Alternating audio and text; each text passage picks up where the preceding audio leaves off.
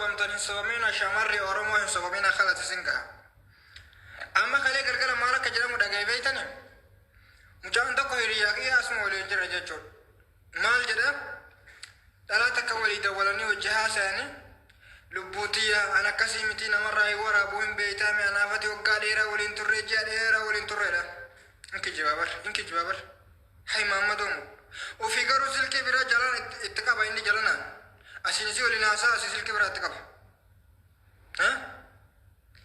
akkanatti illee hin sabaminaa ta'a shamarratteen henga kanaas inumaa hin agarsiisana maammadoon tokko qaama kee ilaale kasi jaalatu hin jiru kasi fuudhus hin jiru hin beeytan walla agartanii jirtan maammadoon akka waan qaama saniin hin dhufini akka waan achiin hin dhalatini posta si godhuuf bara akkana silkii biraatiin jalaan si waraabbata dhageeffadha maammadoon na dhageeffadha mii gaafii tokko isin gaafadha dhageeffadha koo isi warri daabboo shamara ol baaftan kun warri qaama shamara ol baaftan kun samii gabbuutan moo dachii ol baatan koo qaama sanii hin dhalanne isin qaama sanii dhalattanii bar safuu maa hin dhayne yaake obboleetti hin qabdani haadha hin qabdani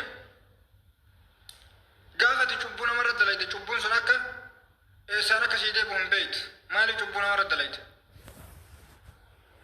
sile maammadoon teena ta oromootun koo sammuun qabdani yaake daabboo laaluu barbaadan deema telegiraamarra deema laala faranjiin kun aadaadiin kun qaqqaamuu fi banee jiru achirra jira deema laala shamara keenya salphisina yaake shamara isiniif jecha jaalala keessa tartee waan achi godhi jettuun gootu gabbaaftanii asirraa mataan hin nyaatinaati deema sallaalaa barbaadan daabboo laaluu barbaadan adii sallaala deema maal isin ummanni horiin akkana jechuudha wallahi billahi na arsan jechuudha dhugaa rabbi egaa akkuma dhaggeeffattan harka fuudhee akkam jirtan jaalatamtoota kabajamtoota hordoftoota keenya jirtu fayyaa keessanii nuti jirra galata waaqa baga nagaa fayyaa taatan isiniin jecha akkuma dhaggeeffachaa jirtan kana jechuudha mucaan kun maal jedha seetan hiriyaan kiyya tokko tuyyuu hiriyaa shamaraa qabaa hiriyaa shamaraa saniin viidiyoo naa ergi viidiyoo waraabii naa ergi ani nama waan akkasii dalaguu miti nama si jalaa baasuu miti nama hoggaa kana hunda wajjin turreedha maaliif yoo naa ergite maal rakkoo qaba jedheeni jechuudha mucayyoo kana gowwoomsee viidiyoo kana irraa fuudhee maxxansuuf jechuudha shamarroota keenya asitti waan xiqqoo tokkoon isiniin jedha ani isinirrallee beekee miti namni gaafa haasa'u namarra beekee osoo hin ta'in waan ofii isaatii argee fi jechuun waan deemaa jiru kana yoon argaa jiru baay'ee ulfaatadha jechuudha shamarran keenya kabajaa ofirraa fuudhati jirra jechuudha dhugaa dubbachuu fi dhiirumti tokko sin jaaladha sii du'e sii kufe lubbuu ana nan amantu hoggaa hagana wajjin turre maaliif na amanuu didda hoggaa hangana wajjin turre miti maaliif naa erguu didda yoo naa ergite maal ta'a jedhanii jechuudha dhiironni isin gowwoomsanii viidiyoo qaama qullaa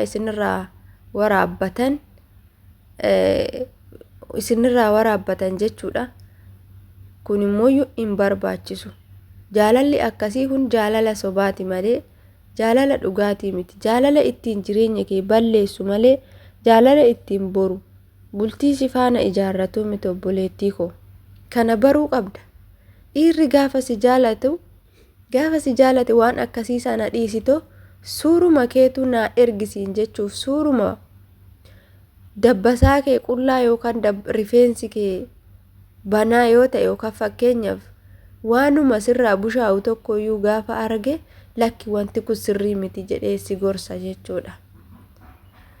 Jaalalli isa dhugaa akka maaliiti isiniin jedhu akka kan keessatti of laalan kana jechuudha mastaawatiiti jaalalli inni dhugaan keessatti yeroo hunda nama san keessatti of laalta siigalee akkam in bareeddamoo in bushooftamoo kana yoon jedhu bifa kee qofa osoo hin taane haalli kee amalli kee hojiin kee maali isa keessatti of argita jechuudha isin lamaan keessatti inni si keessatti of argaa ati isa keessatti of argita jaalala dhugaa yoo ta'e isa akkasiiti jaalalli sobaa immoo afaanumaan siif du'e siif kufe waan akkasii san jedhanii si gowwoomsanii viidiyoo keessirraa waraabbatanii gaafa ati waa tokko didde yookaan maallaqa erguufi didde yookaan waan biraa goote yookaan ati deemtee jireenya yoo isaan gargar baatanii jireenya biraa ijaarratte inni maal godha viidiyoo san ol siif baasa jechuudha. Kanaafuu wantoota akkasii kanarraa of eeggadhaa hojii keessan hojjetadhaa. Kaayyoon nuti biyyaa baaneef hojjennee of jijjiiruuf maatii keenya jijjiiruuf har'a as ta'anii warroonni viidiyoo akkasitti waraaban kun waraabsisanii kara lachuu kan waraabsisus maatii hin qabu haadha hin qabu obboleettii hin qabu kan waraabdu tun abbaan qabdu hin qaanoftu boru namni na arginnaan jettu miidiyaan amma yeroo ammaa kana keessatti waan baay'ee barumsa ta'u nuuf dabarsaa jira jechuun kanarraa illee akka of eegdan warroonni haaraa dhuftan illee jechuun sheer godhaatoo viidiyoo kana warroota reefu miskiinota haaraa dalagachuuf biyyaa ba'an jechuudha. Siruma dhiira isinii dawwal dhiira isinii haasa'u tokko jalaayyuu kaastanii haasa'inaa jechuudha. Ati namoota waliin haasa'uuf miti kan dhufte biyya namaa kana.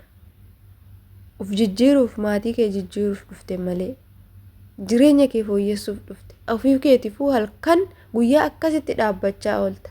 Halkanoo akkasitti isa wajjin isa gammachiisuudhaaf waan meeqa ta'aa bultu viidiyoo si waraabbachaa bulee ganama inni miidiyaa irratti si baasu maali? Inni gadi baasu kuni obboleettii hin qabu haadha hin qabu. Akkuma mucaan kun jedhe eessan dhufeen isuma san keessan gad dhufe miti isuma inni miidiyaa irra oofu kana keessan jechuudha. Kana qaama obboleettii keetii baaste jechuun qaama hiriyaa kee jaalalleedha jettee itti dhiyaattee baaste jechuun akka qaama haadha keetii ala gabbaaste beeki kana jechuudha. Qaama saalaa nama biraa dubartii biraa gaafa gadi baaste qaamni saalaa haadha keetiitillee akka ala jiru kana bichaan dagatiin jechuudha. Yoomiyyuu dhiirra akkas gootan kunniin qaamni haadha keetii akka ala gadi bayeetti ilaali malee akka yoomiyyuu ishii miidhuudhaaf micciyoo tana qofa miidhuudhaaf hojjettee sitti fakkaatiin yookiin immoo akka gootummaatitti isiniif hin lakkaawwamin kun jechuudha. Kana jechuun badiidha jechuudha. Intala shamaraa takka qalbii rarraas ta'ee waan hin taane gaafa ati irratti raawwattu dhugaa baay'eetti ulfaataadha jechuudha. Ulfaataa guddaadha. Kanaafuu rabbi isin haa qajeelchu warra akkas gootan kun jechuudha. Warri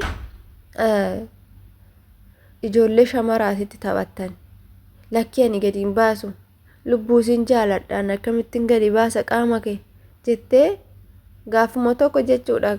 Yoo ishiin xiqqishuma amala sitti jijjiirratte yookaan yoo xiqqishuma waa maal amala sitti jijjiirratti miti ofii keetii silaa na dhiistee giruun deemtu jettee jechuudha qaama san gadhiista. Warroonni akkas isiniin jedhan sun immoo shamarran keenya isin fuudhuuf osoo hin ta'in jireenya keessan balleessuuf jireenya keessan gara fuulduraa jireenya kiyya gara fuulduraa na badamoo nan badu jettee itti yaadu qabda jechuudha. Dhugaa dubbachuuf yoo ta'e jireenyi kee gara fuulduraa maalirra jirta? Maal hojjechaa jirta? Boroo eessa ga'uuf hojjechaa jirta? Obboleettiitii abbaa manaa godhachuu barbaadda? Hojjettee galtee seeraan biyya keetitti abbaa manaa gaarii godhachuu dandeessa. Kan biyya keetii kan nama si beeku ati nama eenyummaa kee beeku nama safuu aadaa duudhaa eeggatu yoo taate akkasumatti namni safuu beeku namni naamusa qabu si eeggata. Kan qaama kee waraabinaa ergisiin jedhu kun immoo naamusa kan hin qabne sammuu kan hin qabne kan haadhaaf abbaa isaa jalatti quunxuuxamee hin guddatin kan haadhaaf abbaa isaa jalatti safuun maal akka ta'e hin beekne akkasitti kan hin guddisne cadhiseetuma hoolaa jalaa bahee biyya arabaa kanas dhufnaan hooluma jalatti gale malee sammuun isaa waa tokko kan hin baratin kanniin irraa of eeggadhaa isiniin jechuun barbaadaan. akka mataa kootiitti. Akkasiin isiniin jedha hordoftoota kiyya, isinitti illee yoon baay'ise dhiifama. Kuni gorsa jechuudha. Amma yeroo ammaa kana keessatti amma yeruma viidiyoo garagaraa viidiyoo qaama qullaa argaa jirru gadhiisamaa jiru kana keessatti viidiyoo naa ergii jedhamee shamarri gaafatamaa jirti jechuudha. Ani akkamittan akkasi godha? Jaalallee kee yeroo dheeraati miti hoggaa haganaa wajjin turre, ji'a haganaa wajjin turre nan amantu jedhanii attaalalaati viidiyoo waraabsisaa jiru jechuudha. Guyyaa guyyaatti jechuudha. Shamarran keenya isinii hin galu, isin hin dhaggeeffattanii, hin argitanii, hin barattanii namarraa. Hundumtuu akkasuma ta'eeti akkuma kee kana gowwoomfamaniiti jaalalaan jedhaniiti jechuudha kan viidiyoo kana ergan. Kanaafuu maal gochuu qabdanii isiniin jechuu yoon barbaadu, of eeggadha. Kaayyoo biyyaa baatanii yaadadhaa adaraa. Maatii keessan maqaan nyaatinaa. Of maqaan nyaatinaa bor bultii jaarrattu. Bultii keessan keessatti gammadduu ta'uuf, bultii kee keessatti of taatee jiraachuu fi ammarraan ka'itoo of ta'e. Dhiira galabaa bubbee qaama kee viidiyoo waraabinaa ergisiin jedhu wajjiniin gonkumaa hin haasa'in. Bultiin harka Waaqa jira. Yoo bultii jaarrachuu barbaadde keeti kan jedhe tokko lafuma siif jira jechuudha. Viidiyoo waraabdeef siif fuudhu. Akka barbaadde isa gammachiisuuf viidiyoo qullaadhaan akka barbaadde taateef siif fuudhu jechuudha. Kanaafuu akkasiidha. Of eeggannoo guddaa godhadhaa isiniin jechuun jaaladha. Yoon dogoggora qabaadhe haasaa koo keessatti hundumti keessanuu naaf kolchaayi. Mana kanaaf immoo warroonni haaraa taatan sabiskiraayibii gochuudhaan, sheerii gochuudhaan, laayikii gochuudhaan gatii isiniin kaffalchiisu gorsoota asirratti darban hunda isaaniitu dhaggeeffachuu irraa barachuu ni dandeessu isiniin jedha. Horaa bulaa.